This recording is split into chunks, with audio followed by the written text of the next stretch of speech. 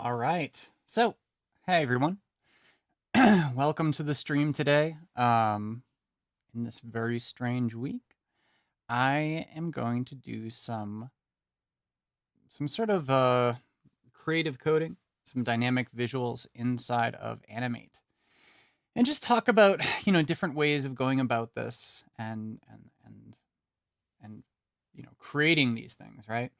So, I got the idea for this because Facebook reminds you all the time of like things that you did, things that you posted in the past. And I had some stuff from like, 10 years ago, 8 years ago, whatever, of some pretty neat kind of dynamic stuff I was doing inside of Flash Player for the web, using audio data and generating visuals from that. And it was some pretty cool stuff. I really enjoyed doing that stuff. And I figured, why not take some of that, some of the ideas from there and bring it into Adobe Animate today using HTML5 Canvas and JavaScript. So that's what we're going to look at today is, just generating different visuals in that manner. So one of the cool things, of course, about Animate is that, it can be interactive, but it can also be generative. So what do we mean by generative? We're talking about creating visuals from code and having a bit of logic and procedural stuff around that. So I have opened up here inside of Animate an HTML5 Canvas document. We can see in the document properties here. And it's the standard size 550 by 400. And my stage background color is black. My FPS setting, I've got up to 60. Excuse me. So why do I have it cranked up so high? Why do I have it 60?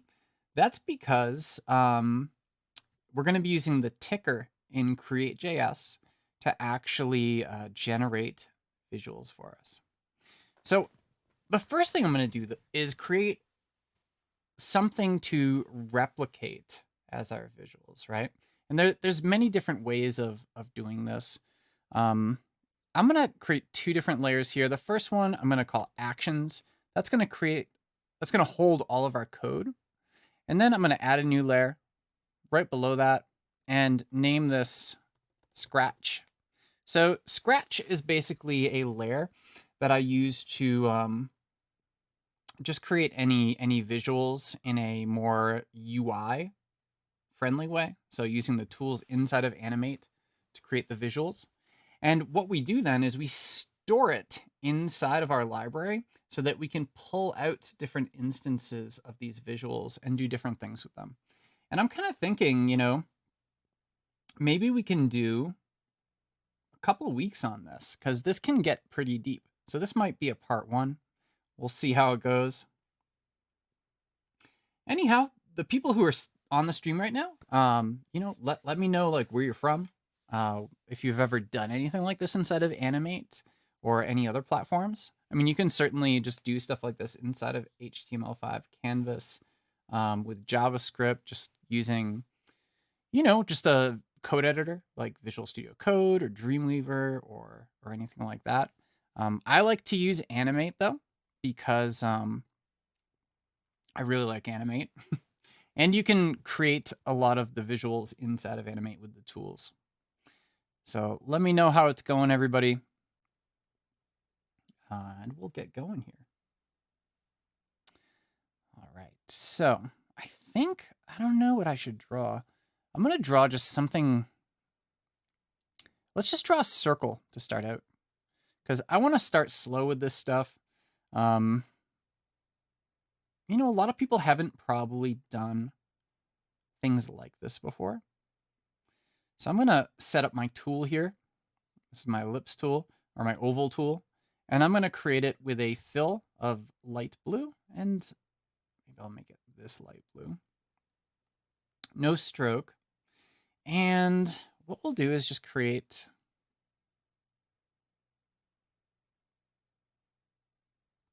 our circle, right? I'm going to select that. Right now, it's just a shape. We can see here in the object properties, we have a shape. And we're going to go ahead and convert this to a movie clip symbol. Now, the reason we're going to create a movie clip symbol out of this is because we need to have the ability in our library to assign a linkage ID.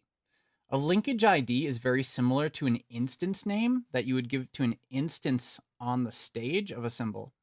A linkage ID, though, is different in that a linkage ID allows you to dip into the library of the project itself and dynamically instantiate objects based on a symbol from the library. So it's sort of the same thing. It's a way to address things via code either way. It's just where you're addressing them. Are they instances on the stage who have unique names, or they are symbols in the library? So I'm going to click this little convert to symbol button here. And let's go ahead and just call this ball. Just a circle, a ball. And we'll have it a movie clip symbol. Hit OK. All right, so we've got this ball on the stage. And we can give it an instance name, but actually, we don't even need that on the stage anymore. Let's go ahead and delete it. Just hit the delete key. If we look inside of our library, here we have our ball. That's the only thing in there. And notice we also have a linkage column here. Now, it might not be really obvious at first, but you can double click inside of here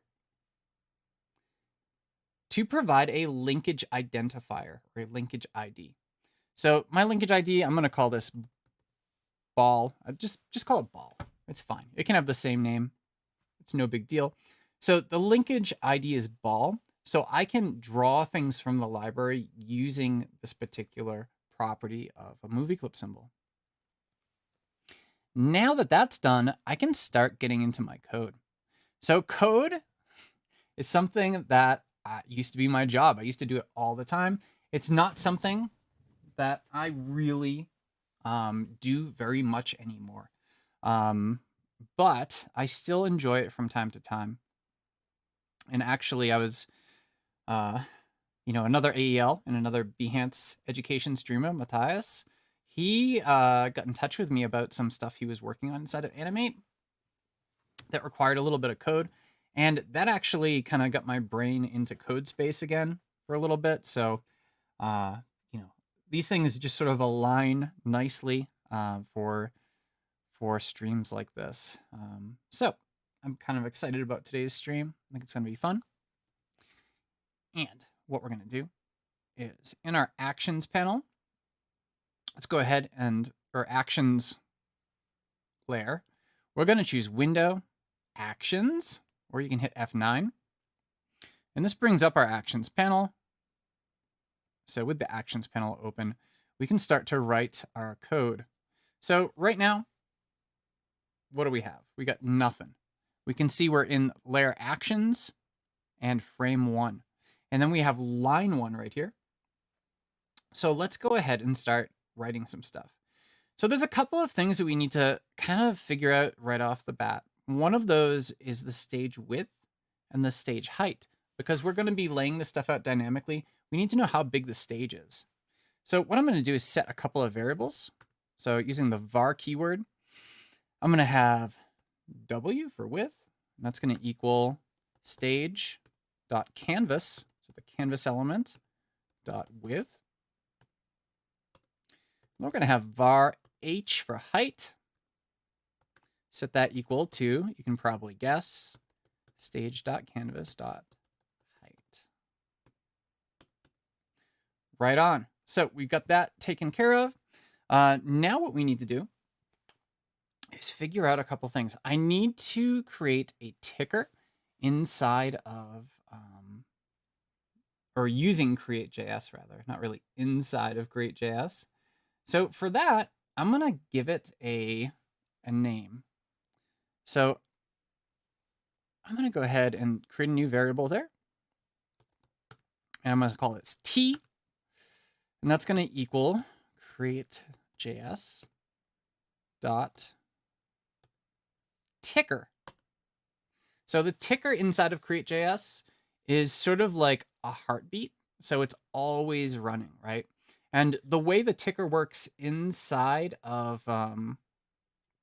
Adobe Animate is that the FPS setting that you have is going to be how many times that ticker runs every second. So I've set this up to 60 frames per second. That's going to translate in Create.js to 60 ticks per second. So for my ticker, I'm going to bind a listener to it. So I'm going to say .on. And then for type, I'm going to say tick. I said click by mistake there. And for tick, we need to actually place in also a function to work as the listener. You see, as I'm typing things out inside of here, it's giving me hints, which is always nice. So we're going to say for our listener, let's call it, I don't know. Let's just say draw. That could be the name of our function. And yeah, I think that's going to work okay. Or we could call it draw loop. That might make more sense because it's sort of like a loop that goes on and so forth. So I'm just looking ahead, trying to keep an eye on my chat messages here inside of Behance. And you'll notice every time I do that, my actions panel goes away. The reason for that is because I haven't expanded it out as an actual floating panel. So if I do that, there we go, that works a little bit better. So I'm going to copy that function name, draw loop. We have to create the function. So I'm going to say function draw loop. And this is going to accept an event. And then we have the function body, right? So yeah, anybody who's joining, let me know how you doing, and if anything, you know, what's up today? What are you thinking about? How are things going? Things like that.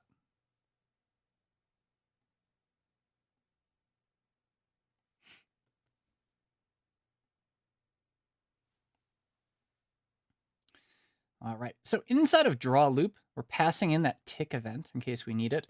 I'm not going to particularly use it for this, but it's there and it gets passed in, so it's available.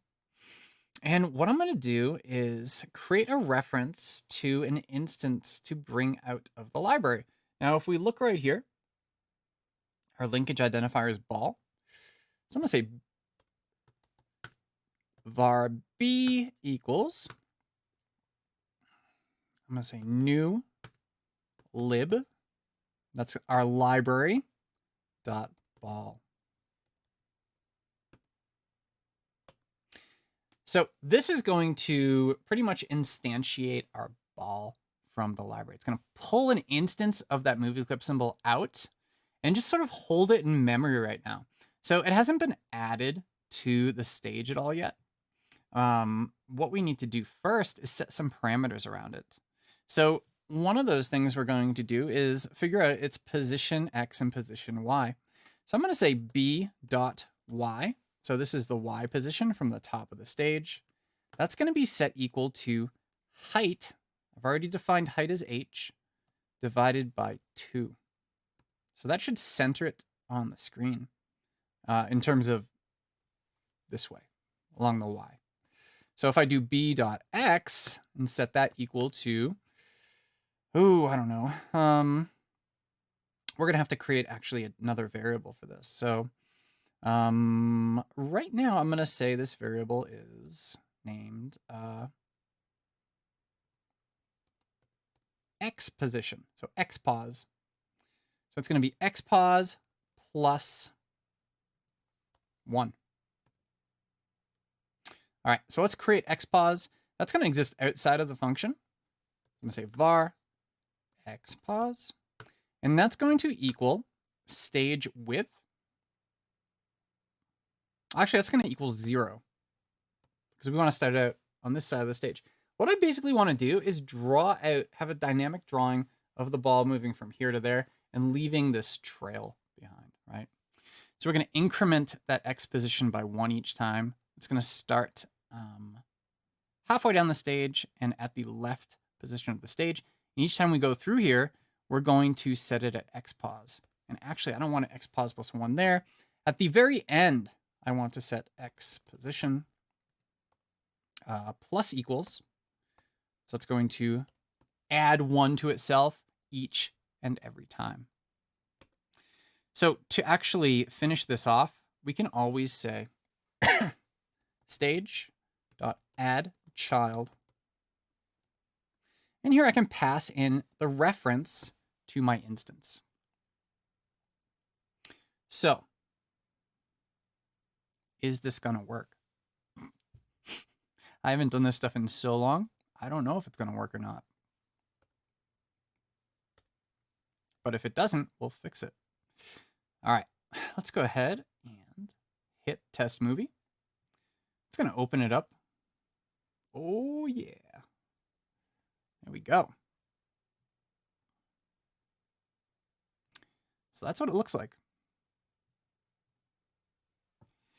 And you can see it's actually doing it at the very bottom of the canvas. And there is a reason for that. I'm on a Retina display. So if we go ahead and inspect right here, if we look in our console, or where do I need to look inside of my developer tools here? Like I said, it's been a while since I've really messed with this stuff. Let's say, actually, let's go ahead in here and let's pop out console.log. We're going to say, I want to put W. And I also want to do console log for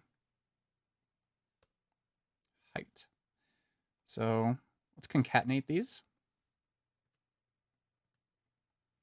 So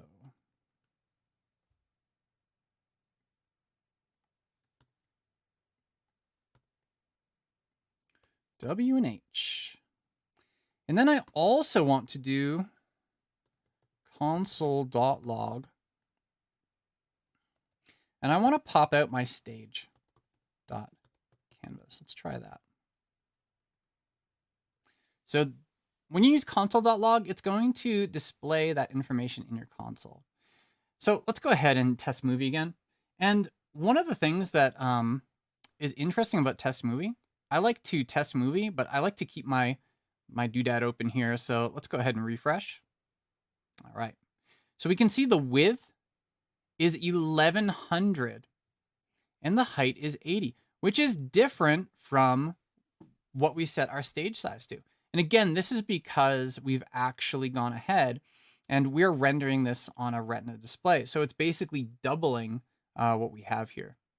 And you can see it's putting my canvas out. That's not exactly what I need. Let's go back in here and set. Now we could just divide this by 2, right? And that's going to work out for us. But I want to do this a little bit smarter. I just can't quite remember. So let's go to window. Dot. Something like scale factor or something of that nature. If I just log out window, then we can find it. See, you can see already, because I divided it by 2, it's in the center now. And here we have window. So this is actually our window object inside of the browser. And we can see all the different stuff here. There is something I'm looking for specifically in here. I just can't remember what it is. So let's find out. Let's see, scroll. No. It's something to do with scale, pixel scale value, something of that nature. Let's filter. Let's try to look for scale. Guess not.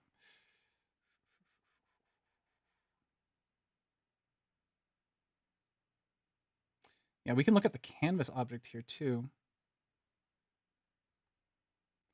And look for anything that has to do with the actual size of our canvas. So canvas height. So we see right there, canvas height is 800. So we could actually probably use that. Or offset width. So if we look for width,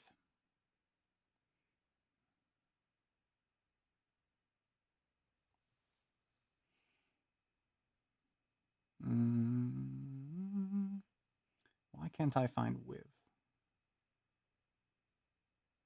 Well, there's scroll height, scroll width. Width is going to give us that same sort of thing. But I'm really looking for, I know it's inside window. I just kind of have to look through these things and really find it. I wish I could remember what it is because I've used it a million times when doing stuff like this in the browser.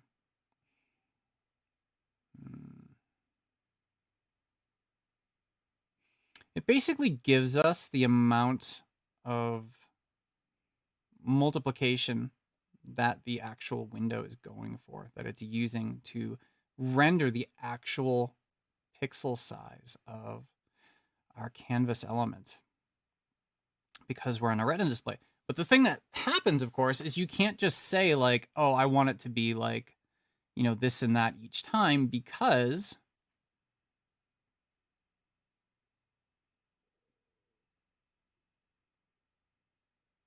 what happens is, you know, depending upon the different particular browsers and hardware, especially the hardware you're using.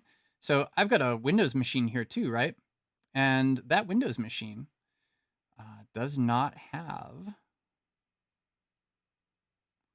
a Retina display attached to it. So if I were to code this for a Retina display and then play it back on a non-Retina display, we would have some problems.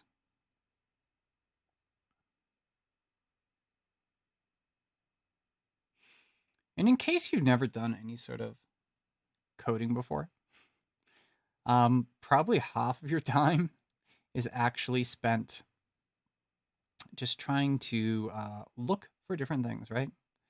I don't know why I can't find this. Ratio.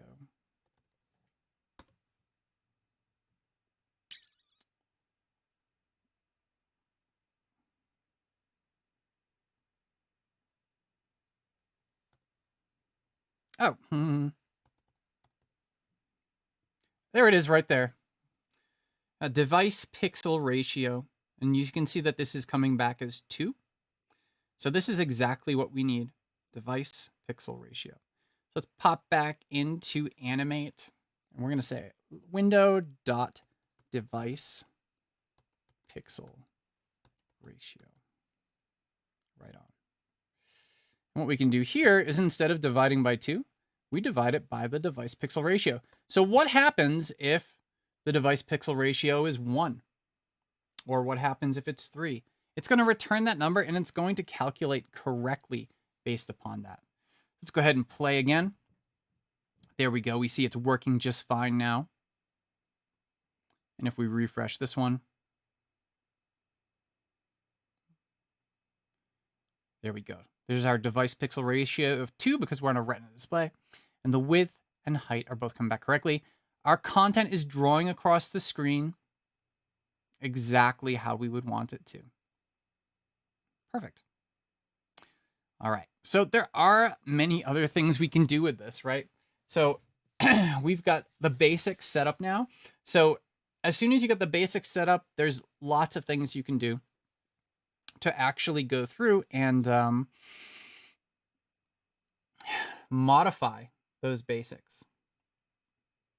So one of those things is going to involve random placement and random properties. So for something like this, there is a function that I often use. And I just copied it from my clipboard. I'm going to paste it right here. This function basically returns a random number between a minimum and a maximum. And you can see right here, you pass in your desired minimum and your desired maximum. it'll return a number anywhere between those two numbers back to you.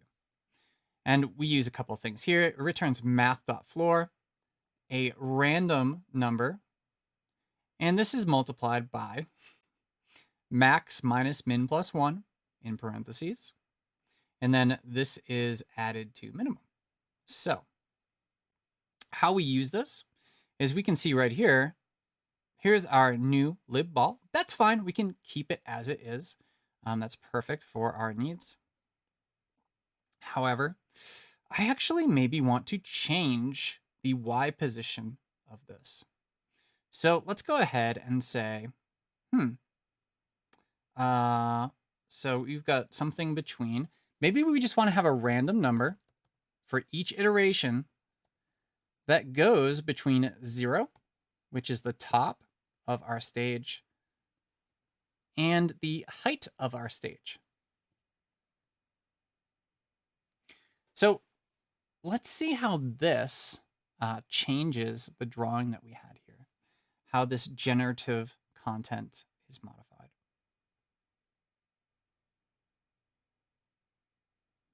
Pretty cool. So this creates a sort of effect where it's like a billowing cloud that is just sort of jumping across the screen. Now you could do more with this as well. So we're going by X position right now, and we're just incrementing that every time, right? So we could say, gosh, I don't know, maybe the X position could be the lower end, right? So random X position. Then let's say width as our max. So it'll return something based on it. It's still going to increment X position each time. So, you know, it should still be fairly sort of going from one side of the screen to the other, but there's going to be some more variability there from what we saw in the last instance. Let's go ahead and test movie again. Yeah. Well, that's okay, right? Let's go ahead and change this to maybe not width, maybe width divided by 2. Just give it a little more constraint there. And maybe X position minus 100. There's all sorts of different things you can do in here to offset these different variables. Yeah, so you can see here, it's only filling it up basically like halfway, right? Oh, and there it goes. So X position is increasing. So it's still spattering the stuff out. Now, what do we get in the result here is just like a blue background, right? Which is pretty cool. But let's actually adjust the opacity for these visuals. And I'm going to keep closing these because this sort of stuff does take up a lot of processing power. My Mac is sort of like, oh, what are you doing to me? But you just say, it'll be okay, Mac. All right, so B dot, is it alpha or transparency? I can't remember. So this is going to be a random function again. I love using this random function because it provides so much variability. We're going to go from 20% to 90%. Opacity. Maybe opacity. Let's go with alpha for now. And you could always look this up too. Yeah, that didn't work. That's okay. Let's try opacity.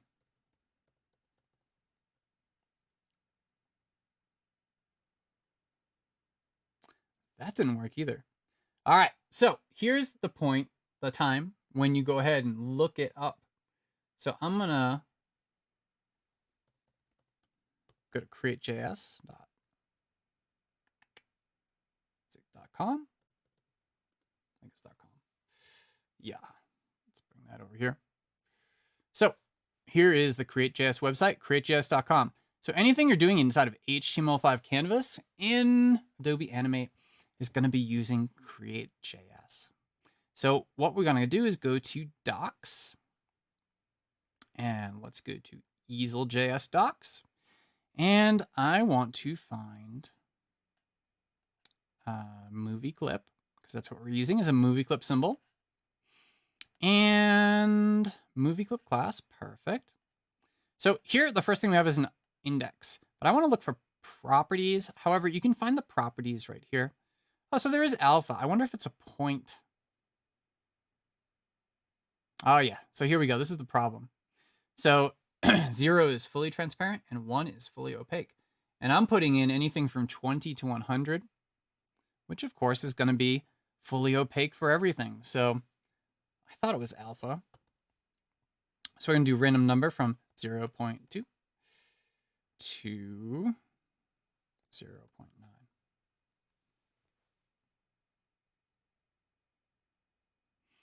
And I think it is, because we are choosing math.floor here, it's not going to return an actual number that we're looking for. It's returning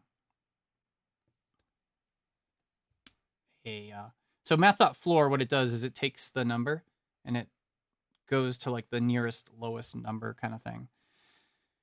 There we go. That's pretty good. Well, it's going to start growing in a minute. Then we should see some more. Yeah, so you can see a lot of these are more opaque. However, I think they could be more opaque. Instead of 0.9, let's go to 0.7. And the problem is here is that they're all overlapping each other too. So if you got something that's like a little bit opaque, and then you put something a little more opaque on top of it, and that gets a little more opaque, it's going to collectively be, what do you call it? It's basically going to be completely opaque. So let's go 0.1 to 0.3. This is going to make a better effect for us. Yeah, it's going to take longer for everything to be overlaid and to become opaque. Hello, Reverb Mike. How are you? Hope you're well today. In this odd week. Yeah, so we could even, if we wanted to keep some of that, some of that transparency, we could always jump the X position a little more each time. Let's go to 5. It's actually going to jump it a lot. Test movie. Yeah. So you can see a lot of that opaqueness is retained in this case. And let's start out our X position even farther away from here. So in terms of X position, let's actually start that out at negative 500. If we test that now, yeah, pretty cool. All right, so now we're getting a little closer to something that is interesting, right? So we're starting to get these interesting bits and pieces here as we go through. Actually, let's even remove that. So width divided by 2. No, I want the whole damn width. Oh, can I say damn on Behance? Whoa, look at that. Super. So if we want even more textures. Now, if we don't want it to run as fast, right? We can always take the FPS setting down. Because like I said, the ticker in Create.js runs alongside of your FPS value. And there we go. Now that's only 30 frames per second. Becomes even more interesting. So let's do width plus 500 because we're going back 500 here from 0. So width plus 500 is going to be the width of the stage plus 500. So let's say, I wonder actually with X position here, I wonder, let's change that to 3 too. Let's go ahead and do a console.log. And let's write out our X position. Because I want to stop it. we can't see it, but it actually just keeps generating this stuff, even when it's at the very edge of the stage.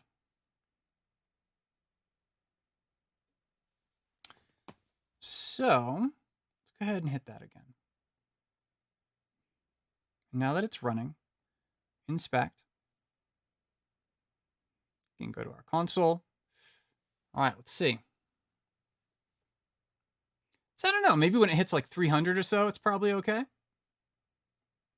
And this is, of course, something you just have to decide for yourself, right? This is part of why it's so much fun to do visuals with code here, because you can control them in this way. So what I'm going to do is do a little check down here to say, let's see. Actually, I want the check to be up here. I want to have everything conditional. So I'm going to say if, and then I have to pass in my conditional statement. Let's format that. So if x position, x pos, is greater than or equal to, let's say 300 to start out, or less than or equal, excuse me, less than or equal to 300, then we want to generate balls and add them to the stage. And, if,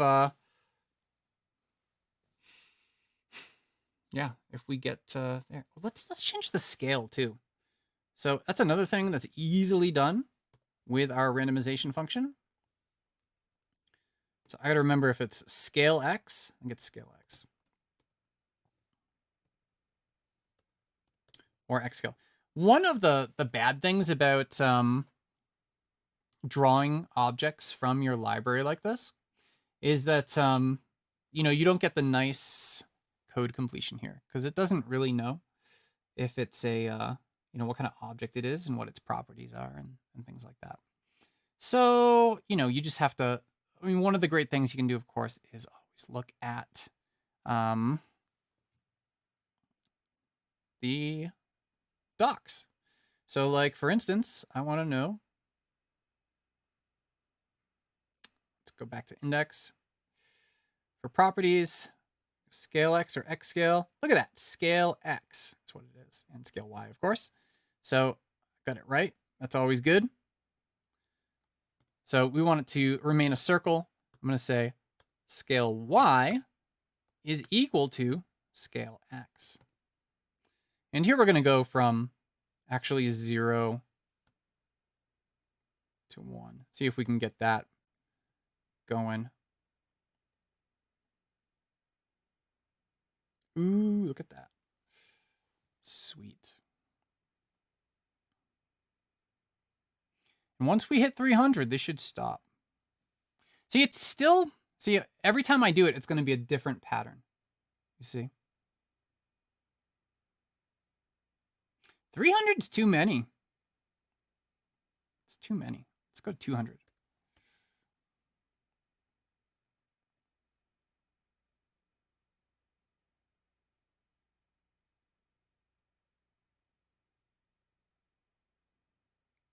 That's pretty good.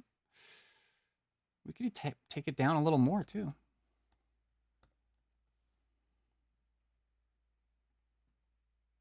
So of course I could change the rotation on this as well. But that's not really gonna do too much to a circle, right? We're getting somewhere. So here's another thing we could do. And this is probably gonna be the last thing I do today. I actually do want to do a part 2 on this, because this is like super fun to do. So we'll do this next week too. But what I want to do is, let's see. I want to create an additional object inside of here. So I'm going to have this ball, and I want to have another ball as well.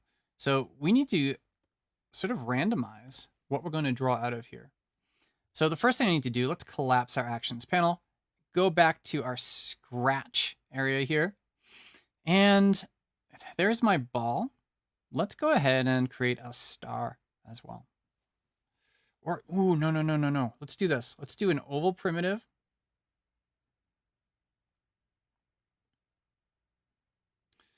And I'm going to make this darker. And let's actually change the opacity of this. Let's pull the opacity down on this one and make it more violet.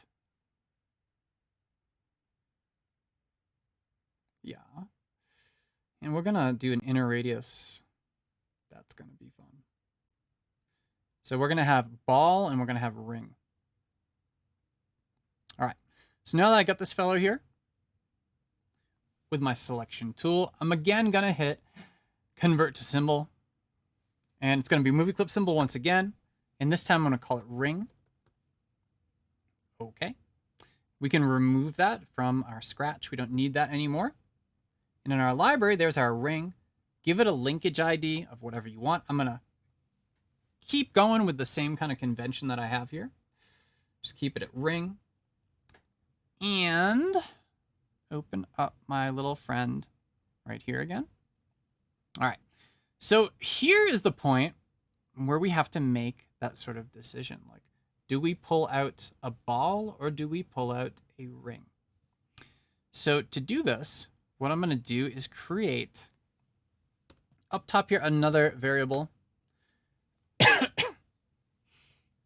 And I'm going to call this lib items. This is going to contain my library items. Set that equal to a new array.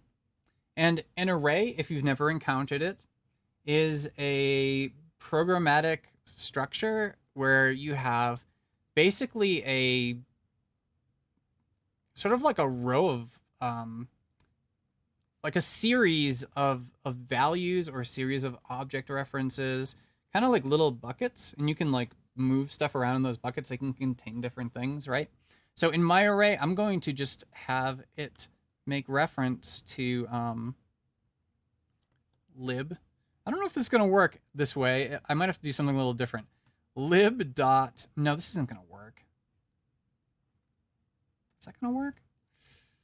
I don't know if this is going to work.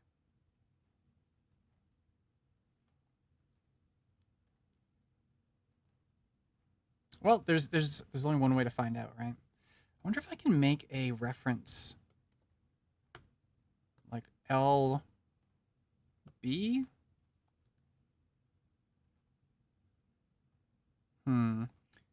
I might have to research this a little bit before we put it into action. I've never done something quite like this before.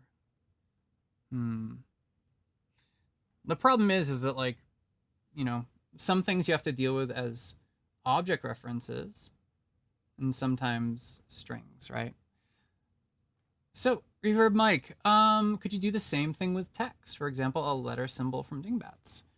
Yeah, you could, as long as you have some kind of a, you know, some kind of a way. So just to show how this would work, I'm going to put my references in here as strings right now. And there's probably some way to sort of translate them from string into the references I need. I just am not sure what that is right now. So lib items is an array. So what I'm going to do here is, first of all,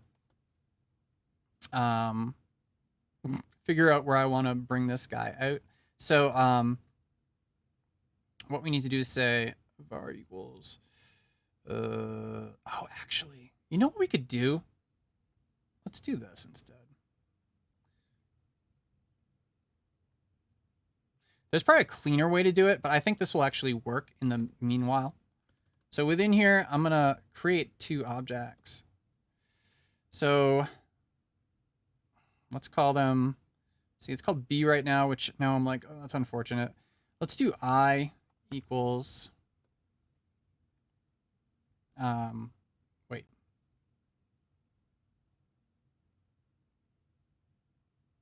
Let's forget about this for now. So I equal var, I equals, new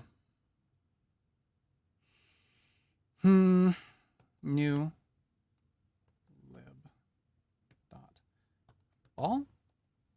So that's going to create a new instance for me. I may not use it. I could get rid of it, right? And then we're going to create another instance, ij equals new lib dot ring. So now I've got my references created. And all I need to do is choose which one I want to actually use inside of this function. So with that done, now I can create my little bits and pieces here, right? So I'm going to pass in references to both I and j inside of my array. And here, now I want to declare which one b is going to stand for. So instead of a new libball, because I've already declared that up here as I, I'm going to say I want to go into lib items, and I'm going to have to grab a random number. This sort of stuff gets complicated really fast. So I'm going to grab a number between an index of 0. And I happen to know, that my array is actually 2 items in length. But what I'm going to do instead is actually grab it dynamically, because that's kind of what we're doing today. So libitems.length. Every array has a length, which is the number of items. This is going to come back as 2. However, in my array, the array indexing starts at 0. So I need length minus 1. So what this should do is assign either ball or ring, one or the other, to b. And then proceed as we've been proceeding, right? Draw it out on the stage. So, moment of truth. Let's go ahead and test movie. Blew up. It's dead. We did something bad. So let's see what kind of errors is being thrown here. And you can see the errors are getting bigger and bigger. Cannot set property y of undefined. So something is undefined here. So that is something we can figure out, of course. So let's go ahead and see. I wonder if I could just pass these in. Maybe it's just kind of annoyed about each of these. Comment these out. Double forward slash comments things out. And what I'm also going to do is let's write out to the console. Console.log. Let's see what actually gets popped out of there. What is B? What does it turn out to be? What does B turn out to be? All right, refresh. So B is undefined. So yeah, that's bad. Undefined. Why is it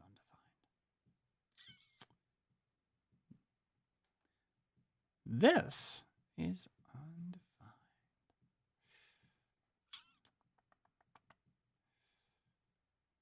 So that didn't work. Yeah. So I got to figure out a way to make reference to these different things. Let's put these back in here. I and J.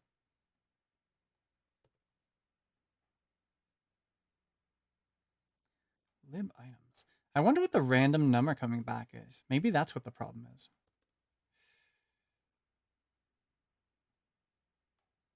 Let's take this and put it into its own thing here. So console.log. Random between 0. Oh, you know what? I think I know why this is happening. Because it's coming back with any number that it might want. So we've got our random function here. Let's create also a random whole function, which will bring back a whole number.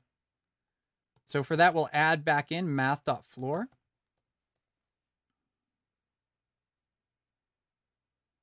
I think it goes here. I can always reference it in my notes. Let's see. It's right after min. Right after the second min. I've always got this function handy because I can use it all over the place. Oops, put it in the wrong min.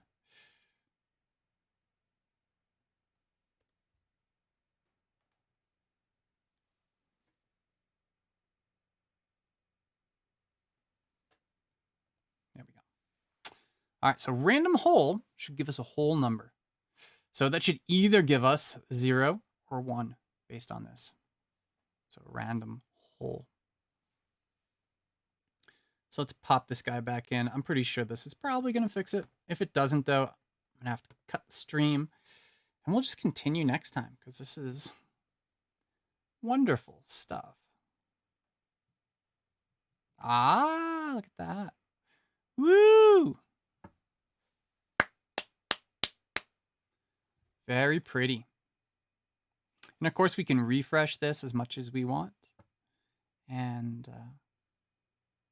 there it is. Now, this can also be made larger or smaller.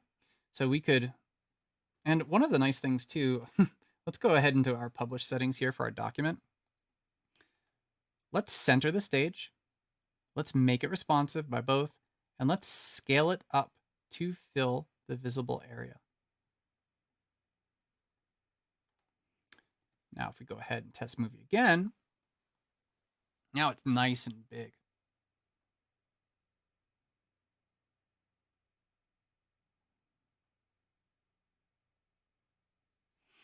And it makes some cool generative visuals. Let's set that back to 60 frames per second and see what that does. Nice. So the thing is here, you can go ahead and set these things up to generate. I've only got 2 items inside there. I've got my ring and I've got my ball. We could have different shapes, different colors, all sorts of varieties. And we just need to draw out the specific ones that we might want. I think next time for part 2 of this, let's actually produce these in containers and use blend modes to do cool stuff to merge them together. And we can also use photorealistic imagery to combine all this stuff. I think that sounds pretty cool. That's what we're going to do next time. So fun. Anybody who is watching this live, Reverb Mike, and anybody else, thanks for joining. I do have to prep for class, so I got a jet. But this is the perfect ending point. I love to end on, fun little successes, and I think that's just beautiful. So maybe I'll even post this to Behance in a little bit. Anyhow, I hope everyone found this interesting, and I hope you have a nice rest of your week. And stay safe, stay healthy, all that stuff. Right on. Bye, all.